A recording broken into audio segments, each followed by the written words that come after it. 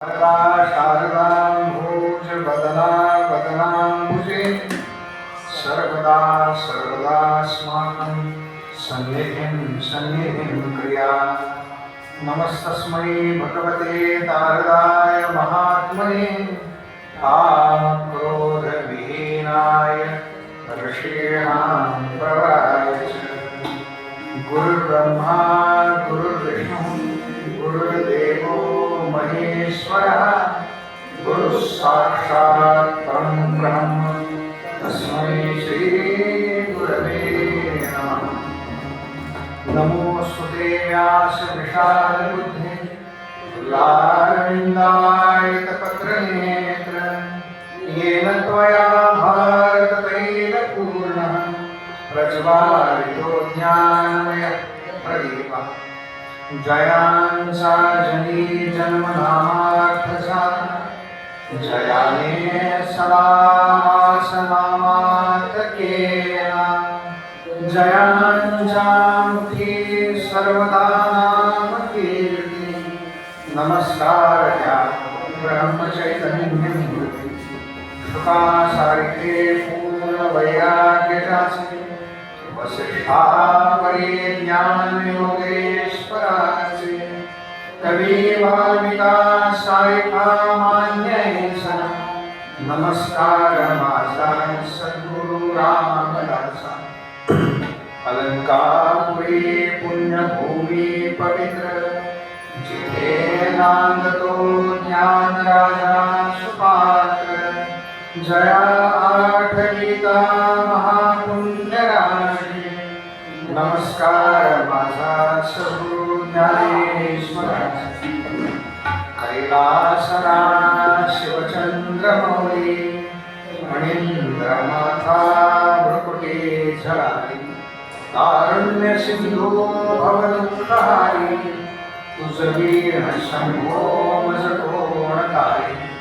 मूकं करोति वाचालं मंगुं लंघयते गिरिं। यत्कृपातमहं वन्दे परमानन्दमाधवम्। वसुदेवसुतं देवं कंसचाणूरमर्दनं देवकी परमानन्दं कृष्णं वन्दे जगद्गुरुं। कृष्णाय वासुदेवाय हरे परमात्मने प्रणतक्लेशनाशाय गोविन्दाय नमो नमः। समचरण सरोजं सान्द्रलीलाम्बुदाभं जगन्नितपाणिं मण्डनं मण्डनात्। तरुणतुलसीमाला कन्धरं कञ्जनेत्रं सदैवहासं विठ्ठलं चिन्तयामि। पुण्डलिकावरदे हरिद्र श्री ज्ञानदेव तुकाराम पंढरीनाथ भगवान की जय। माऊली ज्ञानेश्वर महाराज की जय। जगद्गुरु संत श्रेष्ठ तुकाराम महाराज की जय। सब संतन की जय। जय जय रघुवीर समर्थ।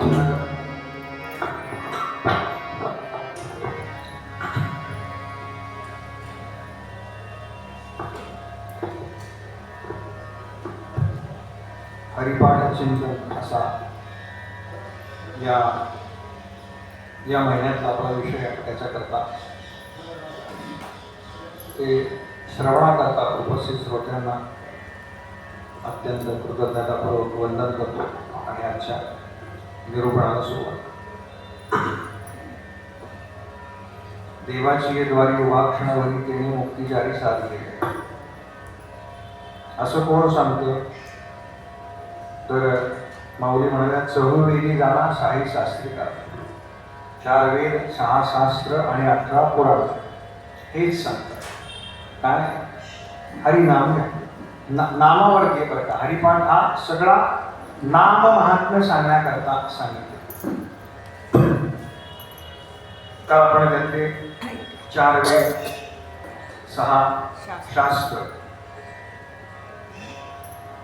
आणि 18 पुराण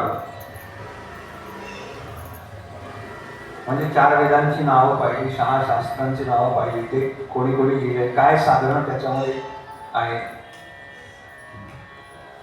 आता 18 पुराण. बहुतेक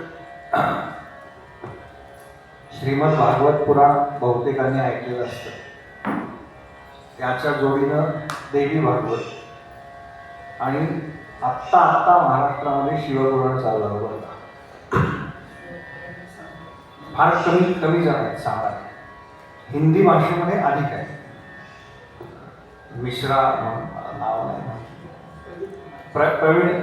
प्रदीप कुमार मिश्रा. जबरदस्त शिवांची कृपा बरं का. लाख लोक असतात शिवपुराण ऐकायला. याच्यापेक्षा अजून वेगळी कृपा काय पाहिजे का. आणि काही एकच उपाय सांगतात बरं का. हर समस्या का हल एक लोटा जल. बस काही करू नका. बाकी शिवांना काही लागत नाही बरं का. देवाला बाकी काही लागत नाही. फक्त आपली गडबड आहे की आपण त्याला जे लागत नाही ते मिळवण्याकरता इतकी धडपड करतो आणि त्याला मिळवण्याकरता जे लागतं त्याच्याकरता धडपड करत नाही.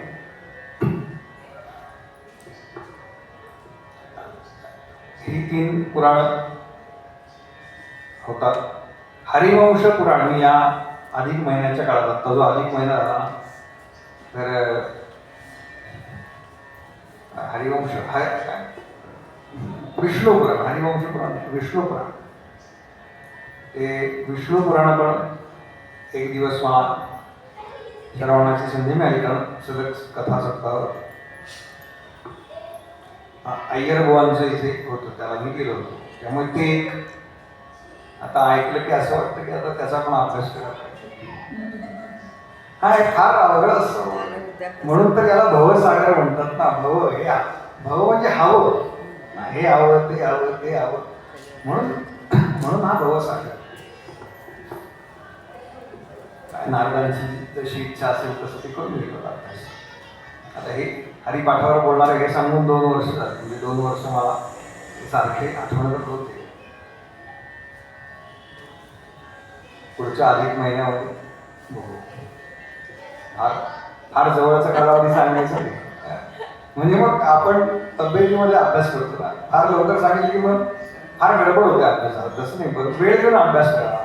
अभ्यासोनी प्रगट आले समर्थ ना. तयारी भरपूर करा आणि सांगण्याकरता करू नका. दुर्दैव हे आमचं. आम्हाला कोणाला तरी सांगायला म्हणून आम्ही तयारी करतो. तसं नाही. तयारी स्वतःची स्वतः. मला म्हणजे वैयक्तिक मला असं येऊ नका कोणालाही. ते पहिलं कळलं पाहिजे ना. काय आहे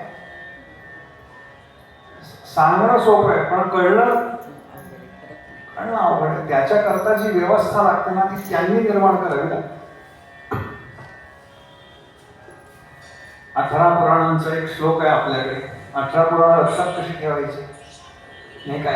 एक नावं जर बघत गेलो.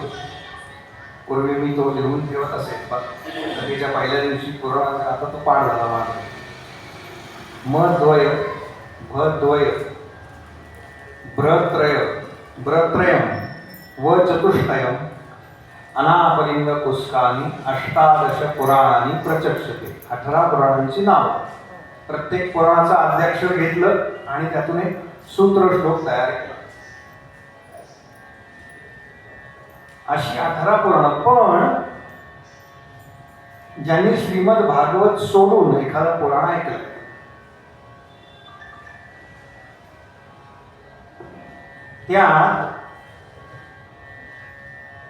त्या पुराणाची जी मुख्य अधिष्ठात्री देवता आहे ती सोडून इतर कोणाचा फारसा उल्लेख नाही किंवा असलाच तर तो दुय्यम आहे. म्हणजे भागवत पुराणामध्ये विष्णूंच्या अवतारांची कथा आहे सगळी. मग बाकी इतरांना दुय्यम स्थान. तसं शिवपुराणामध्ये शिवांचे जे सगळ्या कथा आहेत शिवप्रमुख आहेत त्या सगळ्याच. बाकी सगळ्यांना दुय्यम स्थान आहे. असं ज्यावेळेला आपण पहिल्यांदा ऐकतो तेव्हा आपल्याला वाटण्याची शक्यता आहे. आणि तसंच आहे. म्हणजे शक्यता काय तसं आहे. कारण ते जे पुराण आहे त्याच्यामध्ये त्या त्या देवतेची महती आलेली आहे. अमुक एक पुराण, मग ते पुराण ज्याच्या नावाने आहे त्या देवतेची महती, म्हणजे त्या देवतेची स्तुती आणि दुसऱ्या देवतेची निंदा असा प्रकार नाही. नीट लक्षात घ्या. पुराणामध्ये म्हणजे त्या पुराणामध्ये त्या देवतेची स्तुती करण्याचं कारण किंवा त्या त्या पुराणांमध्ये त्या त्या देवतेची स्तुती करण्याचं कारण असं आहे की त्या कथा ऐकून सर्वसामान्यांनी त्या देवतेची भक्ती करण्याकरता प्रवृत्त व्हावं. प्रत्येकालाच सगळ्या उपासना जमतील असं नाही. सगळं जमेल का आपल्याला? नाही ना. त्याला बघा, कोणाला एक समजा यांना उद्या म्हणलं इकडे बसा आणि यांना म्हणलं इकडे बसा, काही काही अभ्यास करावा लागेल ना. 4 वर्ष 5 वर्ष त्याच्याकरता द्यावी लागते, मग हे होऊ शकतं. तसं ह्या ज्या वेगवेगळ्या उपासना आहेत त्या उपासनेमधली नेमकी माझ्या वाट्याची उपासना कोणती, किंवा मी कोणत्या उपासनेमध्ये अधिक रमतो, हा मुख्य प्रकार, हा मुख्य भाग आहे ना परमार्थामध्ये. नाहीतर भक्ती कोरडी होईल आपण रमलो नाही तर. पण भक्तीमध्ये ओलावा आहे ना एक, आपण भगवंतांच्या जवळ जाण्याकरता करतो. मग त्यात जर आम्ही रममाण झालोच नाही तर त्याचा काही उपयोग होईल का? नाही होत. म्हणून त्या देवाची स्तुती अशा करता की आपण अधिक त्या देवतेच्या जवळ जावं. म्हणून त्या त्या पुराणामध्ये त्या त्या देवतेबद्दल अधिक सांगितलेलं आहे आणि इतर जे आहेत त्यांना थोडं दुय्यम स्थान दिलेलं आहे, असं आपल्याला सगळ्या पुराणांमध्ये.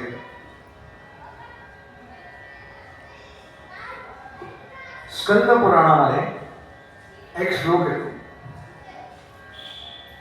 वेदे रामायणे शास्त्रे पुराणे भारते तथा आदौ मध्ये तथा च अन्ते हरिः सर्वत्र गीयते.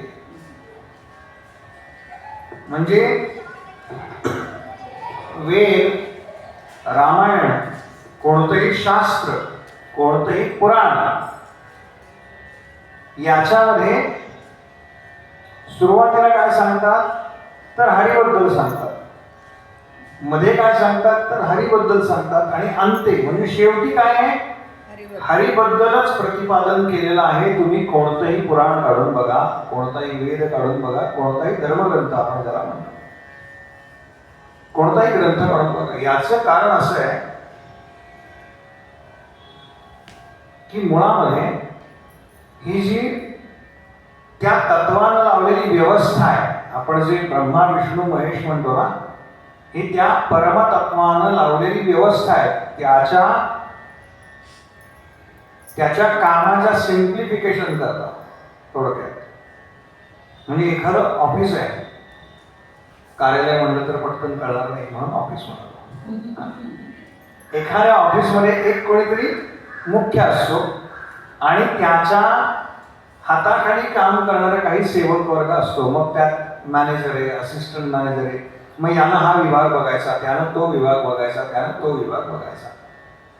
म्हणून ब्रह्मदेवांनी कोणता विभाग बघायचा तर उत्पत्तीचा. महाविष्णूंनी काय पाहायचं तर ते पालन कसं होतं या सगळ्याचं ते पाहायचं. आणि शिवांनी काय पाहायचं म्हणजे आत्ता आपण ज्यांना महेश म्हणतो, ब्रह्मा विष्णू आणि महेश, शिव तत्व वेगळं बरं का. परत फार गुंतागुंतीचं आहे. ज्यावेळेला आपण शिवपुराण ऐकतो त्यावेळेला शिवपुराणामध्ये त्या शिवतत्वानी या महेशाला उत्पन्न केलेलं आहे. त्या तत्वावरून हे सगळे जण तयार झालेले आहेत. त्यामुळे ती व्यवस्था आहे. पण हे सगळं करत असताना संत म्हणतात की जरी व्यासांनी ही 18 पुराण हे सगळं केलेलं असलं तरी सुद्धा भागवतामध्येच व्यास भागवत शेवटचं पुराण असं म्हटलं जातं. 17 पुराण लिहून झाली की आणि 18वं भागवत असं म्हणतात. काही ठिकाणी 5वं असा पण उल्लेख आहे. यह पंचम वेद निराला आहे. हिंदी आरतीमध्ये भागवताच्या 5वा वेद भागवताला म्हटलंय. आता त्यात पुन्हा एक गडबड नाही, गंमत आहे. ते भागवत म्हणजे ज्या वेळेला देवी भागवत सांगितलं जातं तेव्हा ते भागवत म्हणजे देवी भागवत आहे. आणि ज्यावेळेला श्रीमद भागवत सांगितलं जातं त्यावेळेला ते भागवत म्हणजे श्रीमद भागवत आहे. म्हणजे लक्षात घ्या, देवी ही जी शक्ती आहे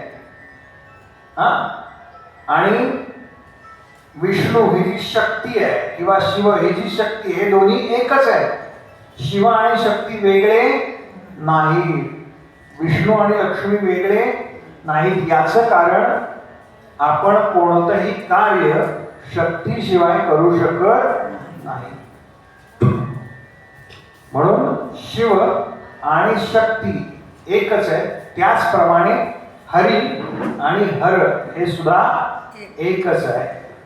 त्यांच्यामध्ये भेद नाही. नाम संकीर्तनम यस्य सर्व पाप प्रणाशनम प्रणामो दुःख शमनम नमामि हरिम परम असा भागवतामध्ये श्लोक होतो. म्हणजे काय तर ज्यांचं नामसंकीर्तन केलं असता किंवा नामसंकीर्तन फार फार अवघड विषय बरं का. नाम घेण्याकरता बहुत सुकृताची जोडी म्हणून मी विठ्ठल काल पाहिलं आपण, परवा पहिल्या दिवशी पाहिलं. नाम मुखात घेण्याकरता काय पुण्य खर्च होतं आधी असेल तर, नाहीतर नाम घे नाही. मग नाम नाही आलं तर काय, फक्त भगवंतांना प्रणाम केला, नमस्कार जरी केला तरी आपल्या पापांचा आणि दुःखांचा नाश होतो असं भागवतामध्ये व्यास लिहितात. तेव्हा तात्पर्य काय तर सर्व पुराणांचं, सर्व शास्त्रांचं, सर्व वेदांचं तात्पर्य एकच आहे की तुम्ही अखंड हरीचं स्मरण करा. म्हणून माऊली म्हणाल्या चहुवेदी जाण शाही शास्त्री कारण 18 पुराणे हरीसी आले. बस हरीशिवाय ह्या सृष्टीमध्ये दुसरं काही नाही. आणि दुसऱ्या चरणामध्ये ते म्हणतात की मंथोनी नवनीता तैसे घे अनंता माया अव्यर्थ कथा सांगी मार्ग.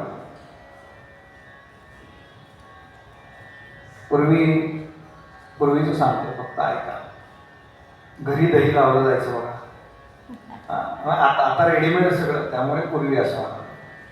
मग ते घुसळायचं आणि त्याच्यातनं ते सगळं सार वरती येतं बरं का. असार खाली राहतं, सार वर येतं. ते सार म्हणजे काय, लोणी, नवनीत. म्हणून कीर्तनाच्या सुरुवातीला जे पद म्हटलं जातं ना त्याच्यामध्ये भगवंतांचं वर्णन रूपाचाच अभंग वर करतो. कसा दिसतो मेघश्याम नवनीरद सम, आणि काय आवडतं त्याला नवनीत प्रिय. नवनीत म्हणजे नुकतं काढलेलं लोणी बरं का, नवनीत. आणि पूर्वीच्या काळी ज्यावेळेला फ्रीज नव्हते तेव्हा हे सगळं रोज तेवढीच साय जी असेल त्याला विरजण लावायचं, त्याचं दही ते घुसळायचं, तेवढंच लोणी काढायचं, ते कळवायचं आणि आधीच्या तुपात ते असे ते साठलेले. मला आठवत आहे पूर्वी हे रोजचं काम. मग फ्रीज आल्यानंतर साय साठवा, मग 8 दिवस 15 दिवस फार ती कळवाट ठरते. हो की नाही? अवघड झाले की नाही? अवघड आहे. मग त्यात भेसळ करायला लागते, बाजारात आणायचं म्हटल्यावरती नाही का. सगळे पदार्थ आता आपण पाहतो रोज वर्तमानपत्रात येते काय काय भेसळवाले पकडतात. दही घुसळल्यानंतर मनुष्य जसं त्यातलं लोणी घेतो तसं वेद शास्त्र पुराण याची घुसळण करायची. कशाने? तर बुद्धिरूपी रवीनं. बघा, वेदांचा अधिकार सगळ्यांना नाही, शास्त्रांचा अधिकार सगळ्यांना नाही, पण पुराणांचा आहे की नाही? पुराण ऐकण्याचा अधिकार सगळ्यांना आहे. कोणी ऐकू शकतं, कोणी वाचू शकतं. आणि या सगळ्याचं बुद्धिरूपी रवीनं मंथन करायचं आणि त्यातलं नामस्मरण रूपी नवनीत घ्यायचं. संत म्हणतात काय घ्या त्यातलं? तर त्यातलं जे नामस्मरण आहे तेवढं घ्या. म्हणून कथेमध्ये मधनमधनचे बुवा सांगतात ना, हा आता नाम घेऊया. ते एवढ्या करता काय घ्यायचंय त्यातलं? तर नाम घ्यायचंय. असं आपण आता नाम घेऊ आणि पुढच्या निरूपणाकडे जाऊ. देवर्षी नारद काय नाम घेतात आपल्याला माहिती आहे. ते अखंड नारायण नाम घेतात. पण सगळ्या पुराणांमध्ये अजून एक 4 ऋषींचं नाव येतं बरं का. सनत, सनंदन, सनातन आणि सनत कुमार. हे आहेत खरं तर काय भरपूर वय आहे त्यांचं, पण दिसतात अगदी 5-6 वर्षाच्या बालकासारखे. ते जे नाम घेतात ना ते नाम आपण घेऊयात. ते कोणाला शरण जातात? तर ते अखंड हरींना शरण जातात. हरिशरणं हरिशरणं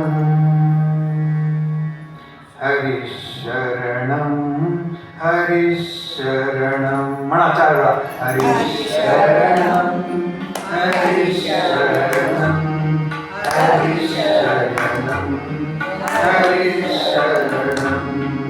हरिशरणं हरिशरणं हरिशरणं हरिशरणं. बोलो हरिशरणं हरिशरणं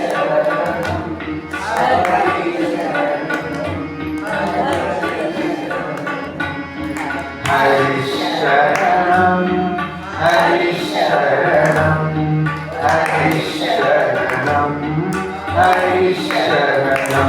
बोलो हरिशरणं हरिशरणं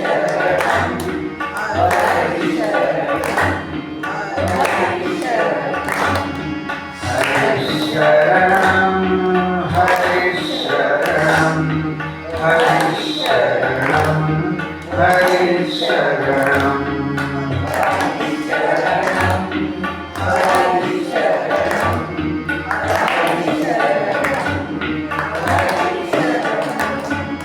गोपाल कृष्ण भगवान की जय. गोपाल कृष्ण भगवान की जय. गोपाल कृष्ण भगवान की जय. हरीला शरण जा. संस्कृत आहे हरिशरण.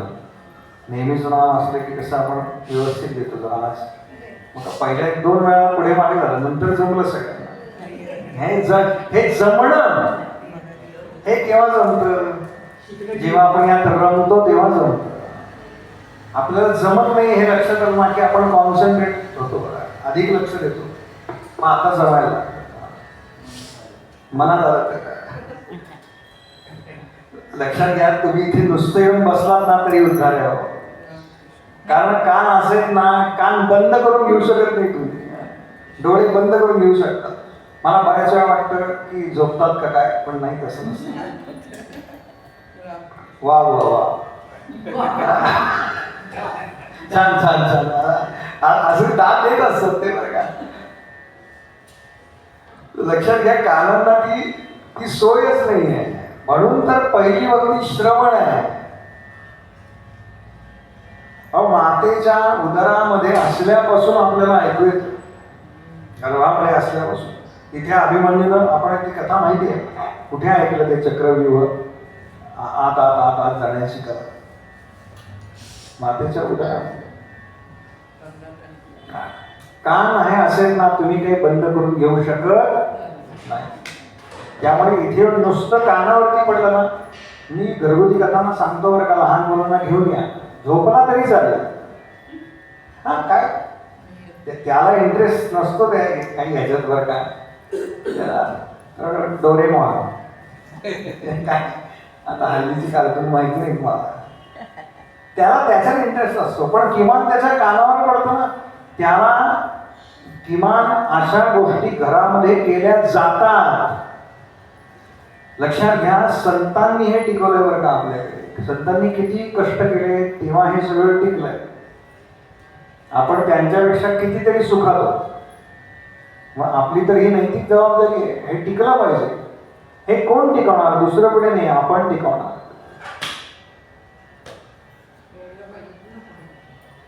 म्हणजे लक्षात घ्या, त्या सगळ्या पुराणांचा जो कथाभाग आहे, संत म्हणतात त्यातल्या कथाभागाचा स्वीकार करू नका. कथा कशा करताय तर तुमच्या मनानं चांगलं वागावं. जर तुम्ही चांगलं वागलं नाही तर काय होणार आहे हे सांगण्याकरता कथा आहे. त्यामुळे त्यातल्या कथेचा स्वीकार करू नका. तर त्या कथेमधलं जे तत्व आहे ते तत्व म्हणजे बाकी काही नाही, ते तत्व म्हणजे नाम आहे. त्या नामाचा स्वीकार करा. जसं ती कथा म्हणजे दही आहे, थोडक्यात मंथुनी नवनीता, ती कथा म्हणजे दही आहे. ते मंथन करायचं, त्यातनं साररूप नाम फक्त घ्यायचं.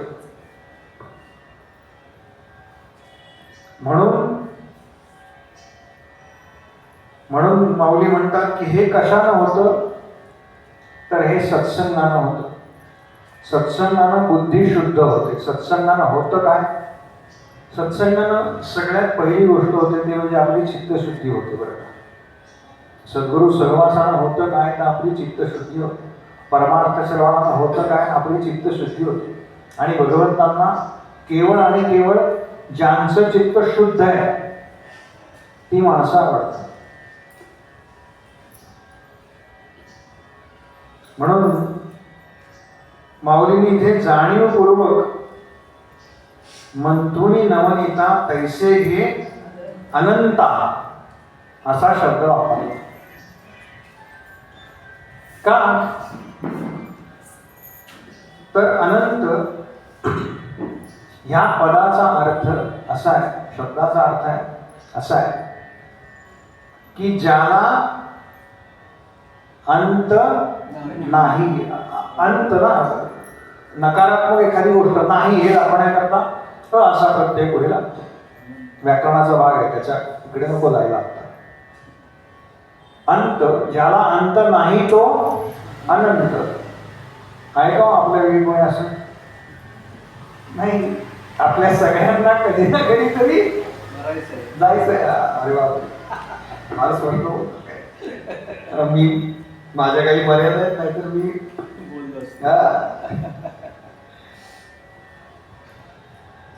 आपल्या सगळ्यांचा कधी ना कधीतरी नाश होणार आहे. नीट आहे बरोबर? काय कोणाची माती होते, कोणाची राख होते, एवढाच काय तो फरक. ज्या देहाला आम्ही इतकं चांगलं सांभाळतो त्याची जर माती होणार आहे किंवा राख होणार आहे तर मग सांभाळायचं कशा? तर ते सांभाळायचं याच्या करता, कारण याच देहामध्ये अशी व्यवस्था आहे ज्या देहामध्ये आपण भगवंतांची प्राप्ती करून घेऊ शकतो किंवा मुक्ती मिळवू शकतो. अन्य योनींमध्ये ही व्यवस्था, समजा एखाद्या झाडाला वाटलं, शक्य आहे का? नाही शक्य. आता ते काय संगीत ऐकतात वगैरे, विज्ञानानं काय ते अधिक चांगली वाटतात. म्हणजे झाडं जर चांगली होत असतील चांगल्या संगीताने, तर आपण चांगलं ऐकल्यावर तर निश्चित फरक पडेल ना आपल्याला.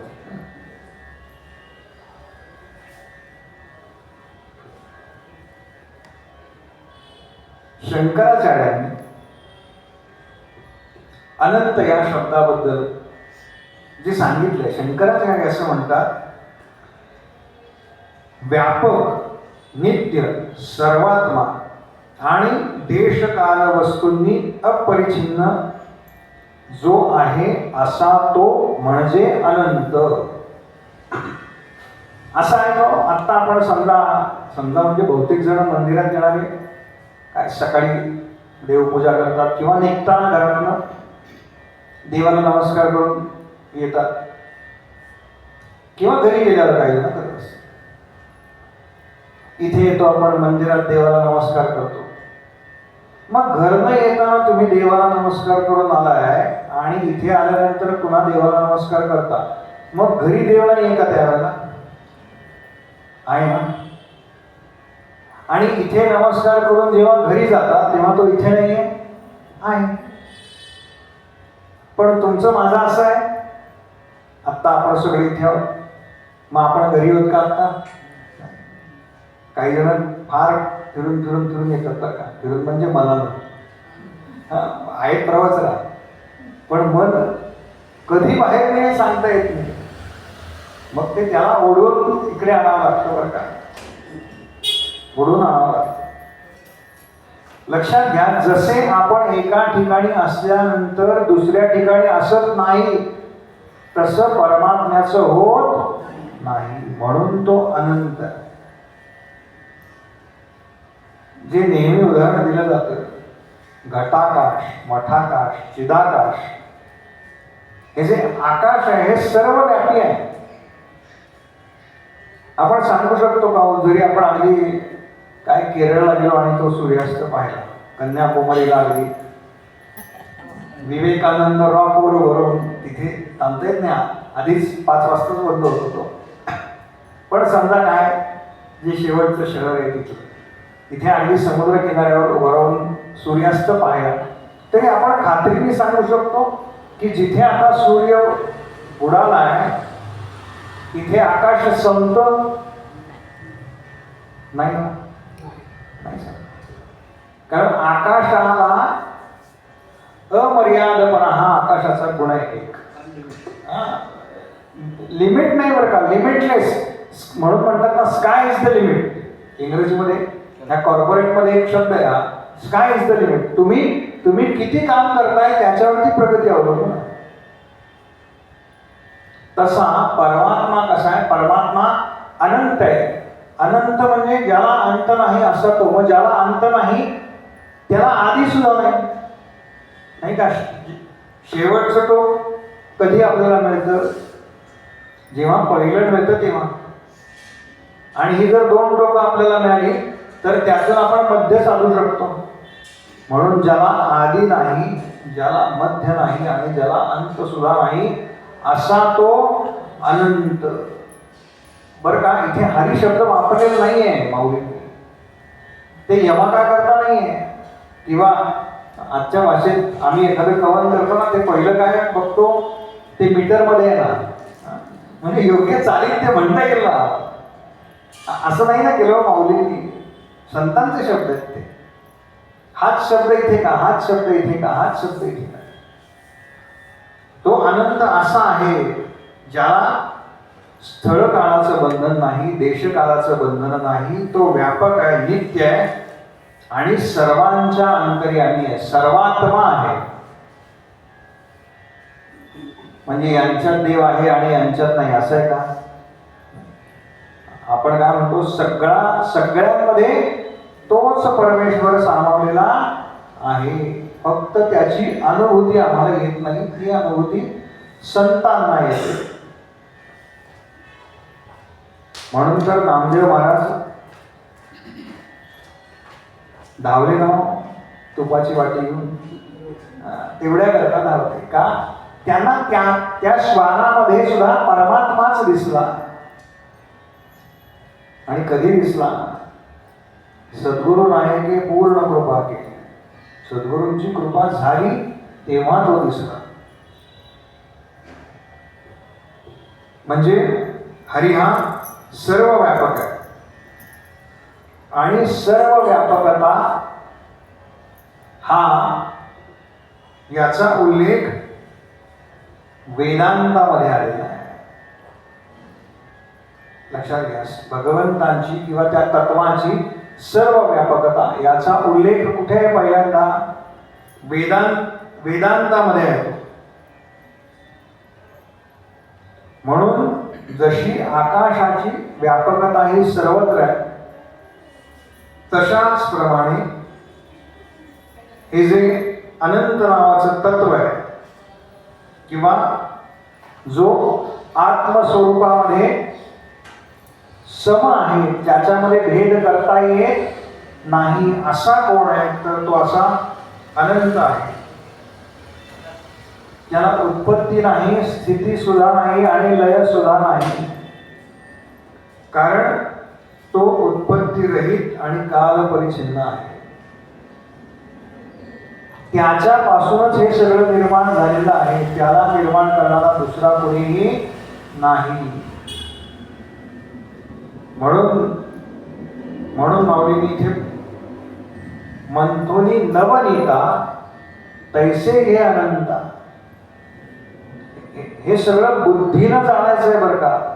याच्या आधी उल्लेख आला की या सगळ्याचा अभ्यास करायचा आणि 18 पुराणांना त्याचं सार काढायचं, मंथन काढायचं बुद्धीच्या ताकदीवरती, बुद्धीच्या जोरावरती. म्हणजे प्रत्येकाची बुद्धी वेगळी आहे. पण म्हणजे मला किती समजतंय याचा मी किस पाडायचा, कस लावायचा. सोनं नाही का, घासून बघतात बघा, तो दगड असतो काय, ती पट्टी असते, त्याच्यावरती जसं घासून बघतात तो दागिना, तसं हे तत्व समजून घेण्याकरता मी माझ्या बुद्धीच्या कसोटीवरती ते पुन्हा पुन्हा घासून बघायचं आहे. संत सांगतायत म्हणून ऐकायचं आहेच, पण तरी सुद्धा आपल्या बुद्धीला ते पटलं पाहिजे ना.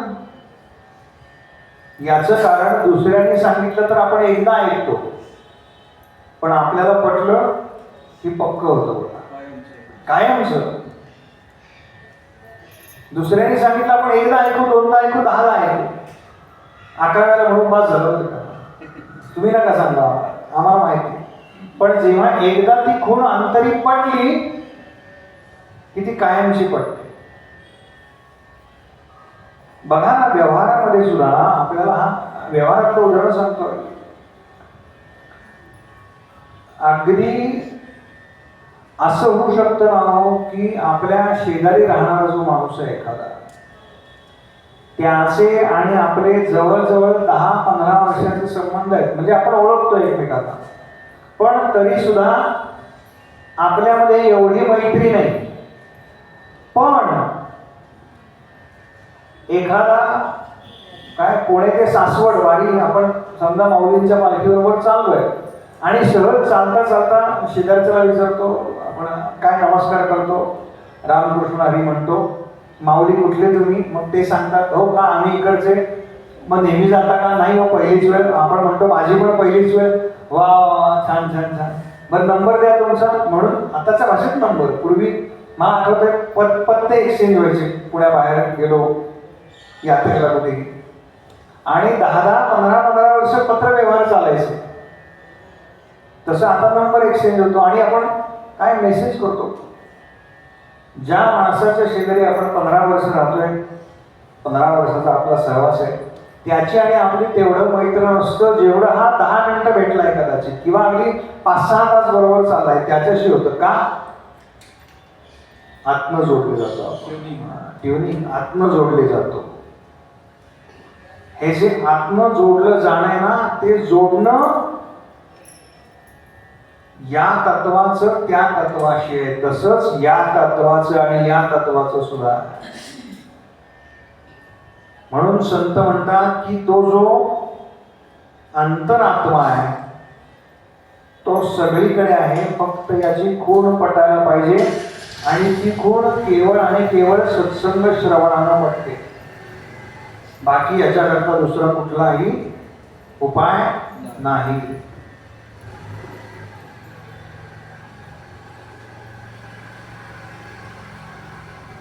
आणि आपल्या सगळ्यांना माहिती, जे जे उपजे ते ते नाशी.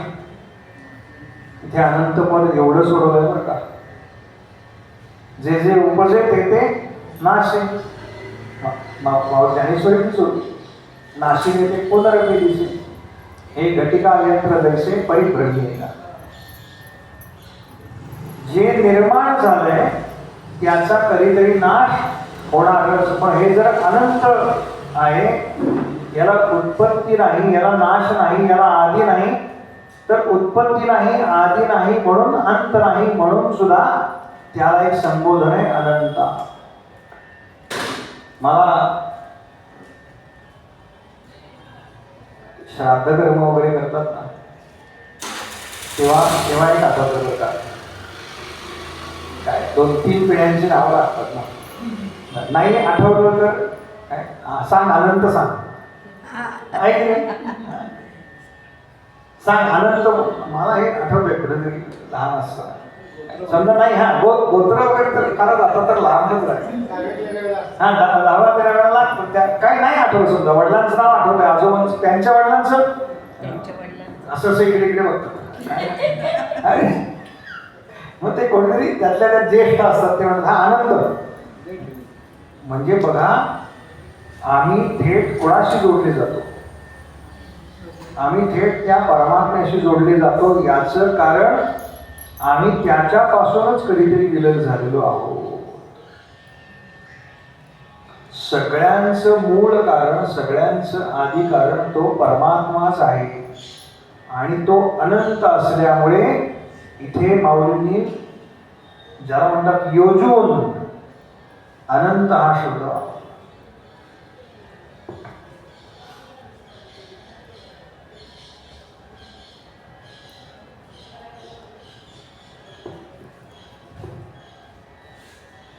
अजून एक आनंद या शब्दाबद्दल उहापोह ज्याला म्हणतात तसा केला. विष्णू पुराणामध्ये म्हणाले त्याला अनंत का म्हणतात? तर गंधर्व, अप्सरा, सिद्ध, चारण, किन्नर इत्यादींना त्यांच्या गुणांचा अंत लागत नाही, म्हणून त्याला अनंत असं म्हणतात. नाही का? असं आहे का? नाही. असं आहे का? नाही. असं आहे का? नाही. असं आहे का? नाही. हे जे नाही आहे ना, म्हणजे अंत सापडतोय का हो? नाही, म्हणून अनंत. अनंत म्हणती माझी या स्वामी ते अनंत गुण ज्ञाते म्हणून या. नामदेव महाराजांच्या अभंगामध्ये नामदेवानी अनंत का म्हणतात हे सांगितलं. कारण त्याचे गुण अनंत आहेत, म्हणून त्याला अनंत म्हणतात. नामदेव महाराज म्हणतात.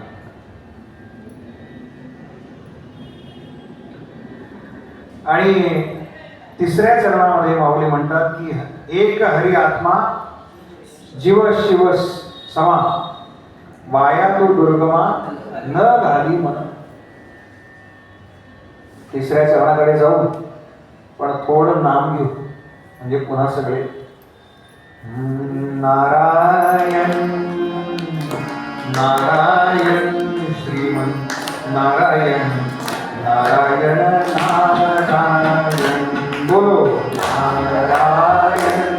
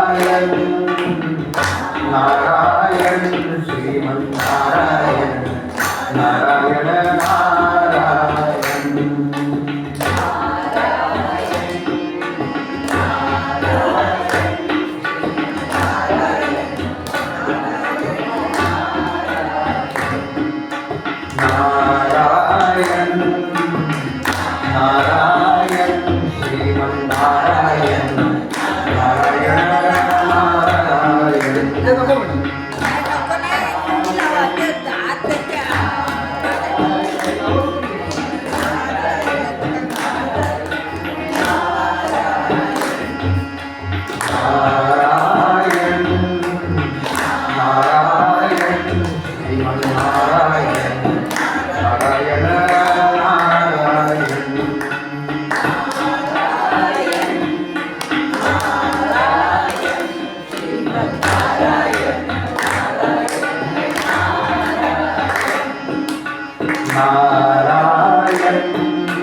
नारायण श्रीमन्नारायण नारायण नारायण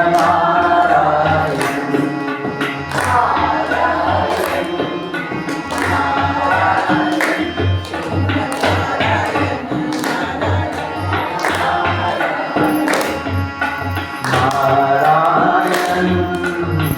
नारायण श्रीमन्नारायण नारायण नारायण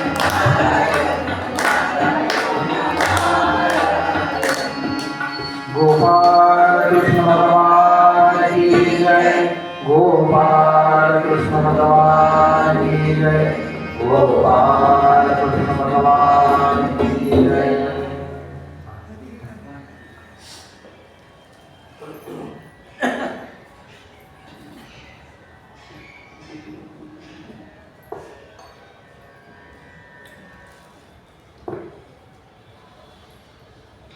छान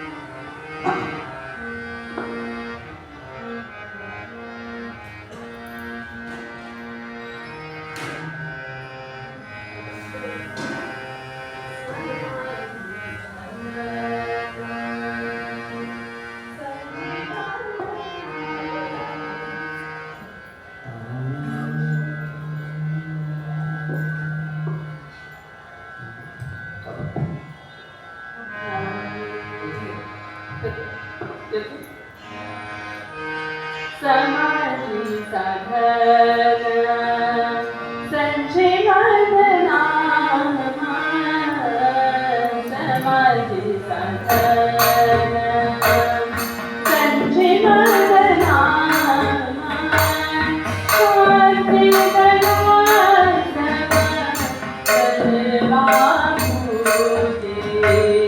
शांती समान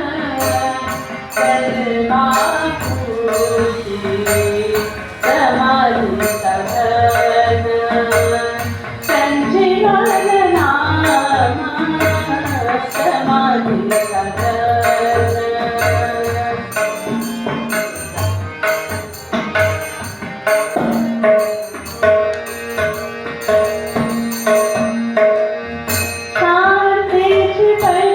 शांती निवृत्ती दाता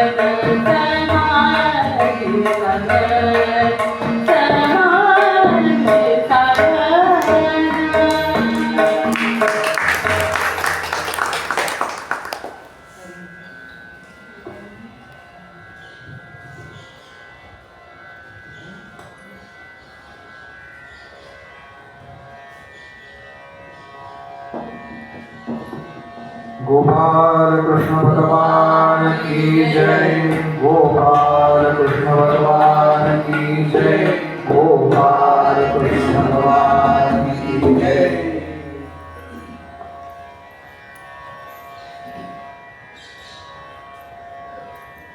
एक हरी आत्मा जीव शिवा समा, वाया तू दुर्गमा न घाली मन. हरी हाच जीव आणि शिव. थोडा आता तत्वज्ञानाचा भाग थोडं.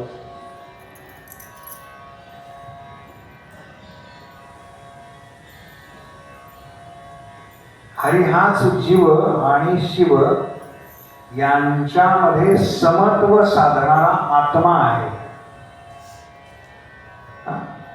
नीट आहे. एक हरी आत्मा जीव आणि शिव.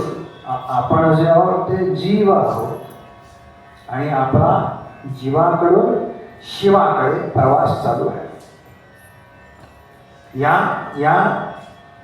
यांच्यामध्ये समत्व नाही का, काहीतरी एक कॉमन पाहिजे ना, त्याशिवाय जाता कसं येईल. समजा आपल्याला पुण्यातून मुंबईला जायचं तर पुण्यातून मुंबईला जाणारी गाडी पाहिजे ना. ते साम्य आहे ना, म्हणजे पुण्यात पण तिचा स्टॉप पाहिजे आणि मुंबईत पण पाहिजे. तसं जीवाकडून शिवाकडे जाण्याकरता दोघांमध्ये सोप्या मराठीत कॉमन काय आहे? आत्मा. म्हणून तू त्याच्यावरती मन ठेव. झाली म्हणा, पुढे म्हणा असा शब्द. बाकी अन्य साधनांवरती विश्वास ठेवू नको.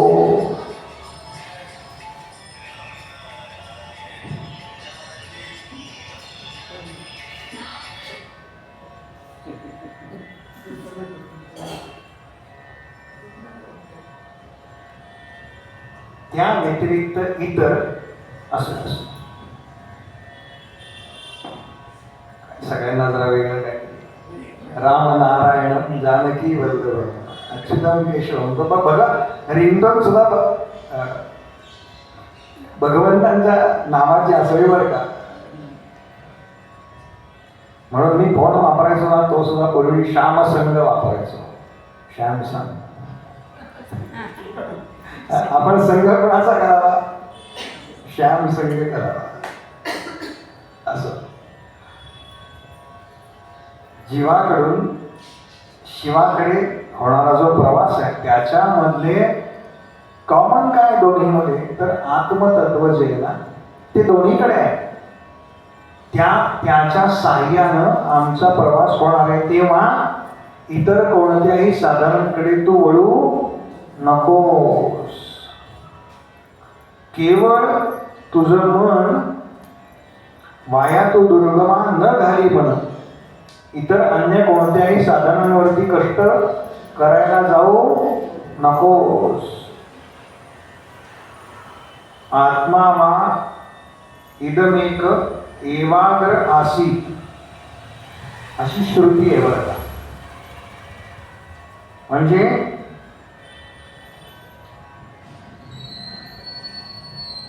आत्मा हा एकच आहे असा त्याचा अर्थ आहे श्रुतीचा. मग आत्मा या शब्दाचा अर्थ आहे जो व्यापक आहे. तो व्यापक म्हणजे आत्मा.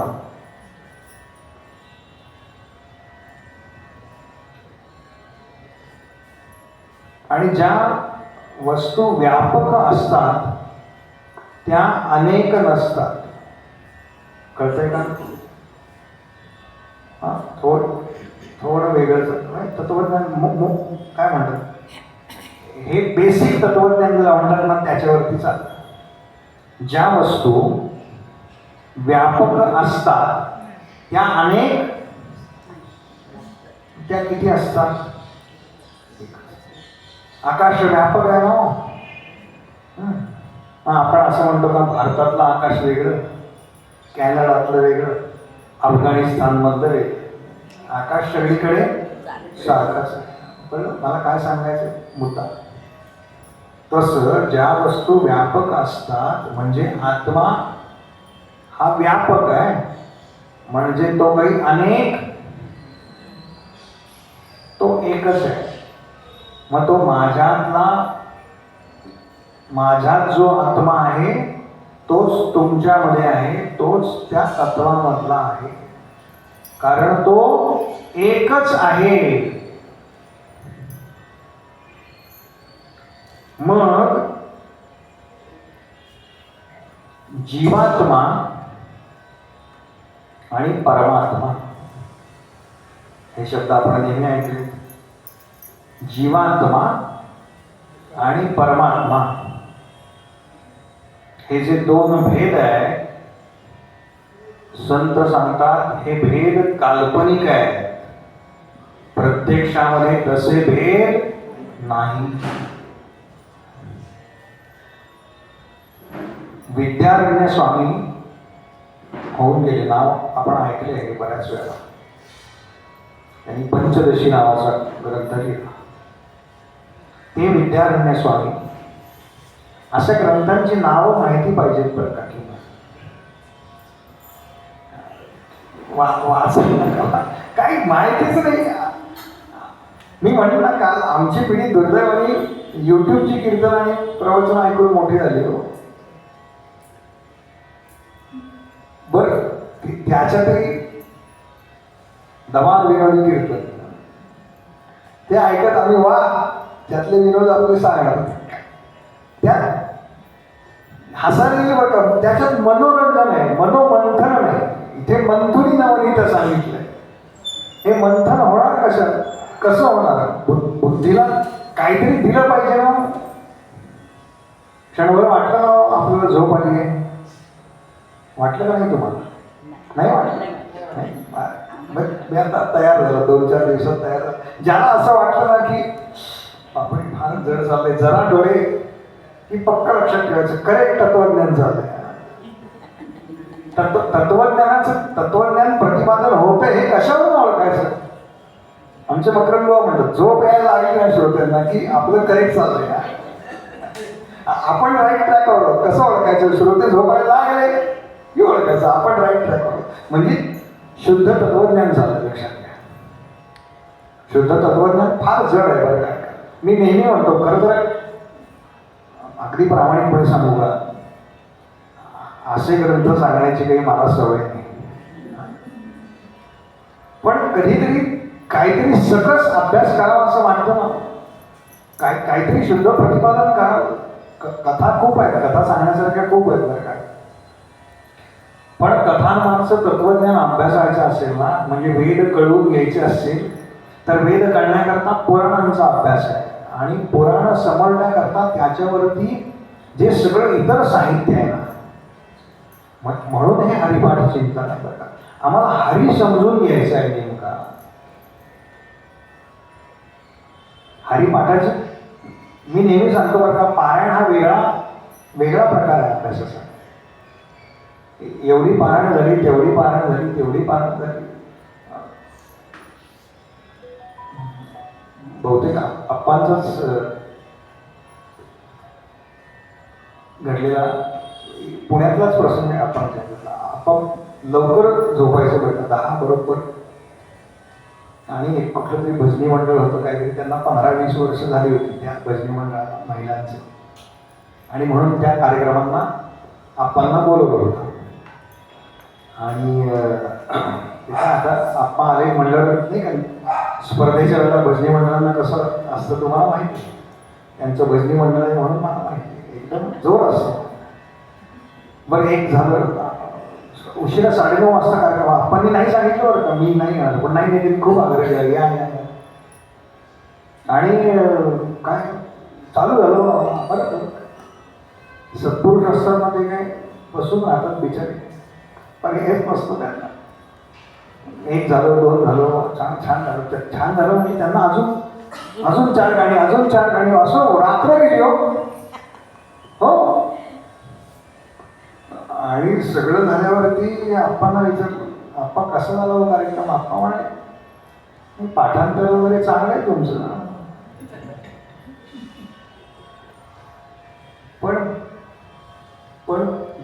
भक्तीचा ओलावा पाहिजे.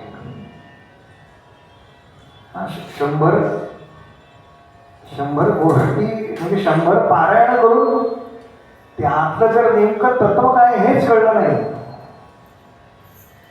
पारायणावरनं उठल्यानंतर कोरीतनं बाहेर आलो की तुला अक्कल नाही आणि तुला कळत नाही आणि मग काय उपयोग आहे त्या पारायणाचा. सगळं पारायण चुलीत ना. पारायणानं आपल्यात बदल होतोय का हे दर पारायणानंतर पाहिलं पाहिजे बरं का. सप्ताहापूर्वीचा मी आणि सप्ताहानंतरचा मी याच्यात काही फरक पडलाय का. काय स्वतः कोरडे पाषाण तसं नाही ना. काहीतरी आमच्यात बदल झाला पाहिजे. आणि ग्रंथ समजून घेताना ते आमच्या अंतरंगी खोलवर रुजलं पाहिजे.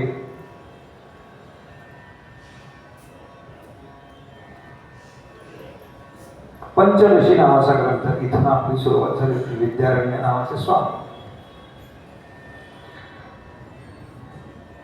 त्यात ते असं लिहितात, चिदानंदमय ब्रह्माच्या प्रतिछायेने युक्त. ऐका फारच अवघड आहे. चिदानंद ब्रह्माच्या भगवंतांचं जे स्वरूप आहे त्या स्वरूपाच्या छायेने सावली आपली सावली पडते ना, तशी परब्रह्म त्या चिदानंदाची सावली पडली. परब्रह्माची सावली पडू शकते का. देवांची सावली पडत तर परब्रह्माची दुःख पडली. फारच अवघड आहे. तरी सुद्धा ते म्हणतात परब्रह्माच्या चिदानंदमय ब्रह्माच्या प्रतिछायेने युक्त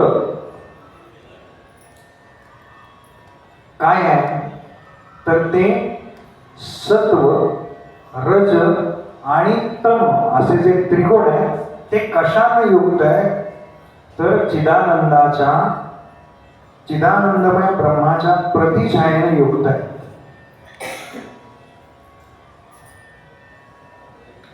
आणि ह्या गुणांची जी साम्यवस्था रूप आहे प्रकृती म्हणजे आपण प्रकृतीमध्ये येतो. काल परवा आपण 2 दिवस पाहिलं ते. ही म्हणजे त्या त्रिगुणांचं मिलन होतं. देवी भागवतात हा विषय सविस्तर आलाय ते कसं होतं. आणि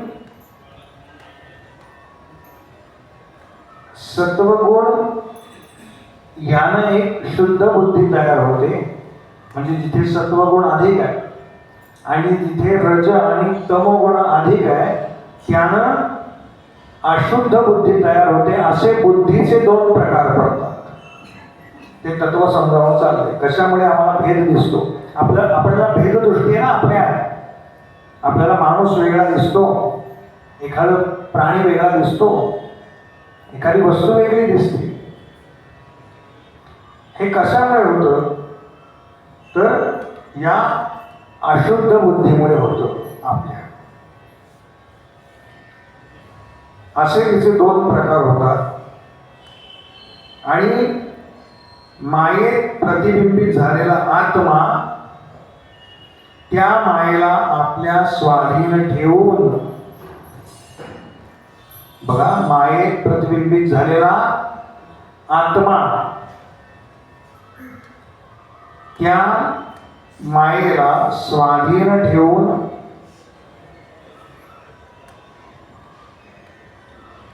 आपल्या अधीन ठेवून झालेला जो चिदात्मा आहे. अजून अवघड चाललंय.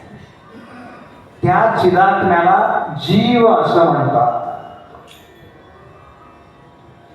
आता थोडं सोपं करून सांगतो.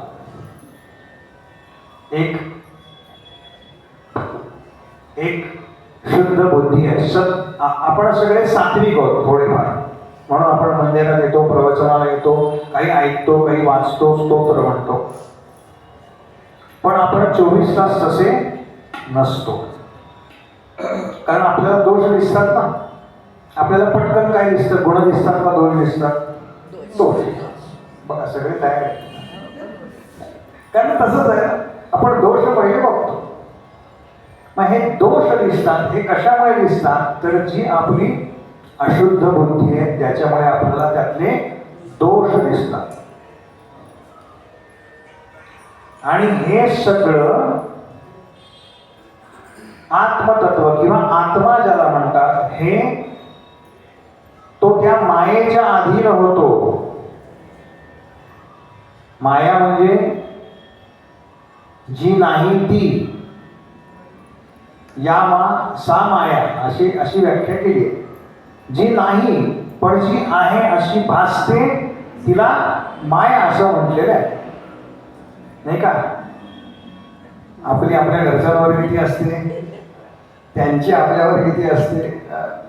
समोर आलो आपण की किती चांगले बोलतो, आणि रात्री जेवणाच्या टेबलावर बोलवलं पण काही आत्मीयता नव्हती बरं का, बोलवायचं म्हणून बोलवलं. पत्रिका देताना काय म्हणाले, तुम्ही दोघं या. बोलवलं असतं माझ्या मुलांना काही फरक पडला असता, आहे की नाही? आहेच आहे सगळ्यांचं. ही जी माया आहे, जी आहे असं वाटतं पण प्रत्यक्षामध्ये ती नसते.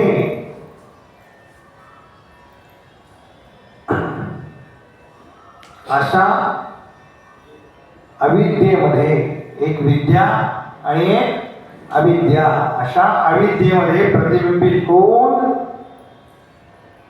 तिच्या अधीन झालेला जीव किंवा तिच्या अधीन झालेला चिदात्मा म्हणजे हा जीव सांगितलेला आहे. म्हणजे आपलं केवढं मोठं काम आहे बघितलं का? किती महान होत आपण आधीच. आणि तो विविध उपाधींमुळे वेगवेगळा होतो. विविध उपाधी म्हणजे कधी मी कोणाचा भाऊ होतो, कधी मी कोणाचा पिता होतो, कधी मी कोणाचा मुलगा होतो, कधी मी मुलगी होतो, कधी आई, कधी बहीण. ह्या उपाधी आहेत बरं का सगळ्या. जरा मी जास्त शिकलो आणि माझ्या मागे डॉक्टरेट लावलं आणि जर कार्यक्रम पत्रिकेवरती तसं छापलं नाही तर मला लगेच राग नाही, माझा अहंकार दुखावला जातो. राग वेगळा, अहंकार दुखावला वेगळा. मी गेलो, माझ्याकडे बघितलं सुद्धा नाही, याचा राग येत नाही. या कृतीला आपला काय दुखावला जातो? अहंकार दुखावला जातो. लक्षात घ्या. त्याच्यामुळे फार अवघड आहे का परमार्थ. अवघड ह्याच्याकडे परमार्थामध्ये सगळ्यात पहिल्यांदा काय बाजूला ठेवावं लागतं तर अहंकार बाजूला ठेवावा लागतो. ती कथा माहिती आहे ना, यशोदा कृष्णाच्या मागे लागली हातात काठी घेऊन, थांब तुला आता दाखवते, आणि भगवंत पळतात पुढे. यशोदेने जेव्हा ती काठी बाजूला टाकली, काठी म्हणजे अहंकाराचं प्रतीक सांगितलं भागवतात. आम्ही कायम अहंकार बरोबर घेऊनच फिरत असतो. तुम्हाला माहिती नाही मी कोण आहे. अरे तुला तरी माहिती आहे का तू कोण आहे? तुलाच नीट माहिती नाही तू कोण आहे.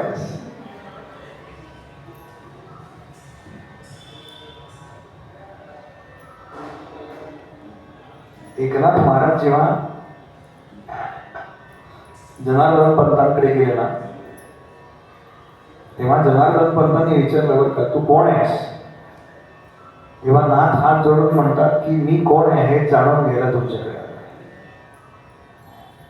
मी कोण आहे हेच तर मला जाणून घ्यायचं आहे ना. सद्गुरूंकडनं काय जाणून घ्यायचं? मी कोण आहे हे जाणून घ्यायचं. आणि हे कशानं होतं बरं का, तर ते श्रवणानं होतं. बाकी आता पुस्तकानं फक्त ज्ञान होतं. लक्षात घ्या. आम्ही भरपूर पुस्तकं वाचली ध्यानाची, 100 पुस्तकं वाचली. ध्यान लागलं पाहिजे ना. पुस्तकं वाचून ध्यान लागणार नाही.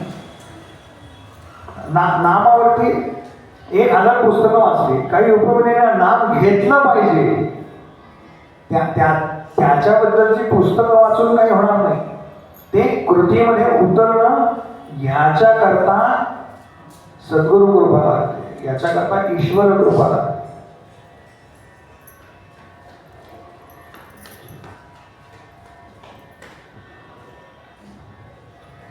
उपाधीच्या ह्या वैचित्र्यामुळे अनेक प्रकारचा भेद आमच्यामध्ये केला जातो.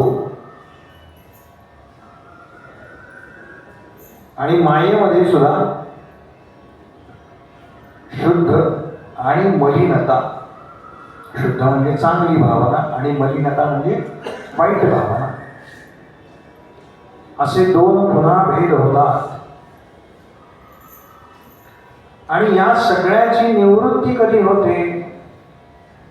ज्या वेळेला आमचा सत्सद्विवेक जागा होतो, त्यावेळेला आमची या सगळ्याची निवृत्ती होते.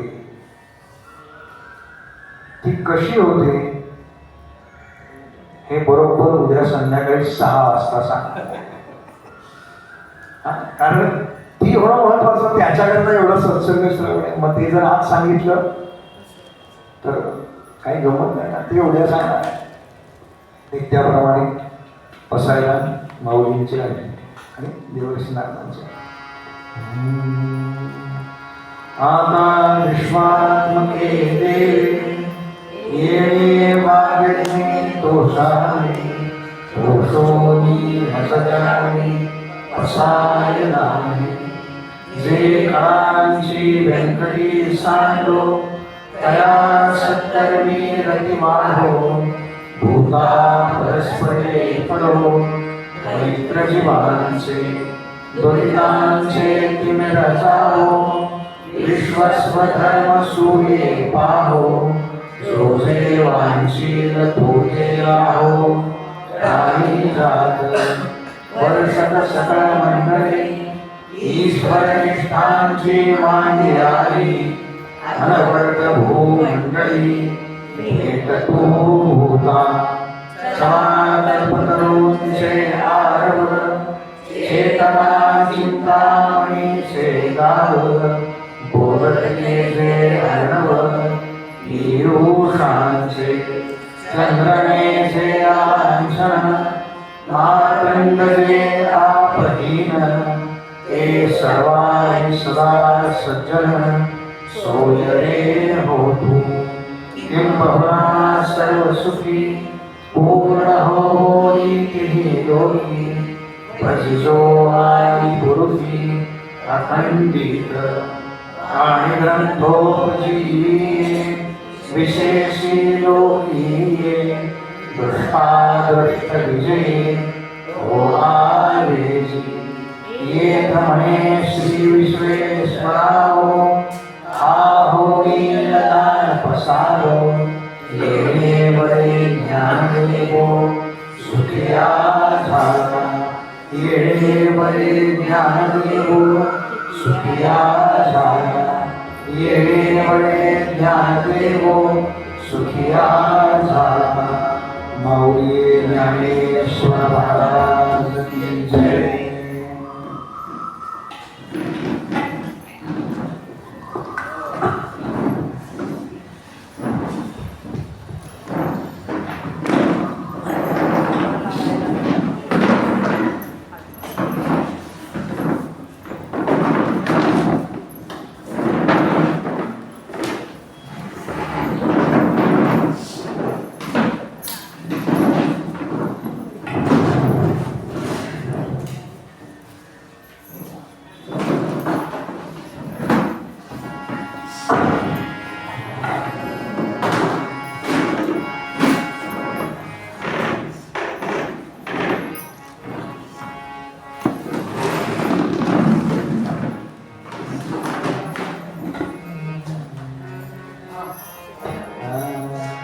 आरती ज्ञानदाता कैवल्य देवता, सेविती साधु संत मधुरेध माझा. आरती ज्ञानदाता रूपले ज्ञान जरी, गणेती कोणी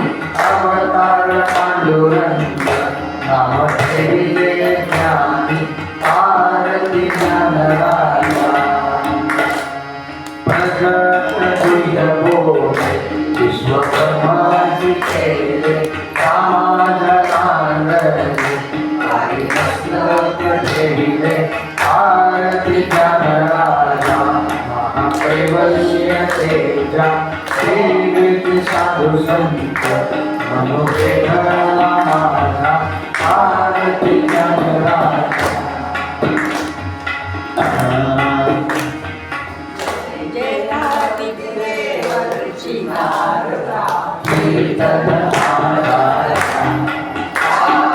जय जयादिदेव नारदा कीर्तन आचार्य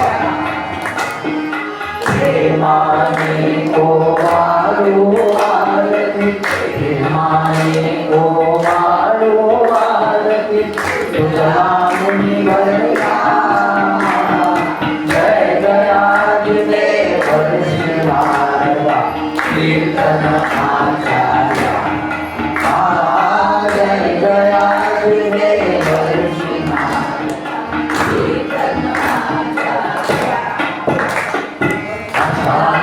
शांतव्यासानी तुझे चरण धरिले कृष्ण कथारी काशी वाकतिले भगवद गुण संकीर्तन करुणी भगवद गुण संकीर्तन करुणी जय जयादिदेव कीर्तन आचार्य जय जयादिदेव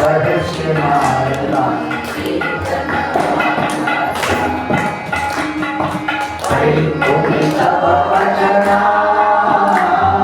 ग्रंथ में मिलेला कृष्ण कथा रस तो भागवती प्रतिमा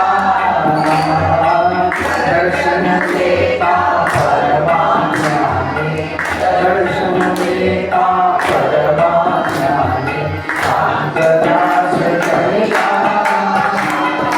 जय जयादिदेव नारदा कीर्तन आचार्य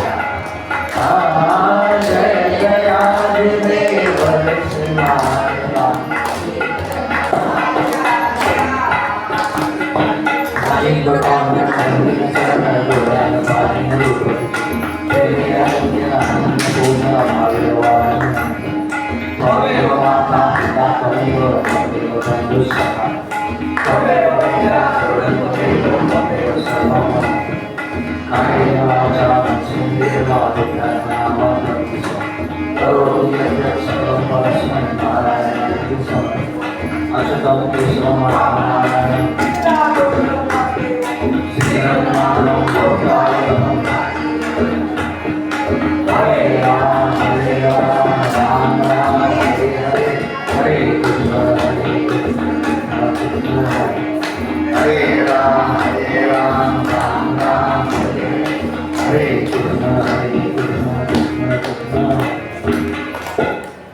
गोपाल कृष्ण भगवान की जय।